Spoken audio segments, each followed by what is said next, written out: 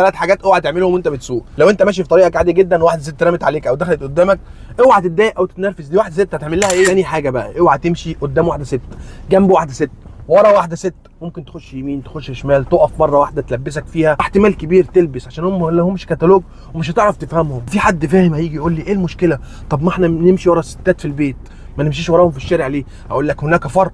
في البيت انت بتمشي ورا الستات بتلبس، في الشارع بتمشي ورا الستات بتلبس، فانت هتلبس هنا وهتلبس هنا، فخليك لابس في حته واحده بس. ثالث حاجه بقى، لو انت ماشي في طريقك عادي جدا وشايف ان في واحده ست بتاخد اليوتيرن ده، فحاول يا اما تهدي يا اما تركن يمين، عشان الستات بياخدوا اليوتيرن على الواسع عشان يخشوا اول يمين اللي هو بعد 2 كيلو. فبراحتك، عاوز تعدي عدي بس انا مش مسؤول عنك. اخر حاجه بقى، لو انت ماشي في شارع ومستعجل وعندك مشوار وفي واحده ست بتركن ومعطله الشارع، فاوعى تزمر ولا تتنرفز ولا تزعق، عشان خاطر كل ما هتتنرفز وتزمر وتوترها انت كده هتطول مده الركنه. فخلينا واقفين بقى. فانا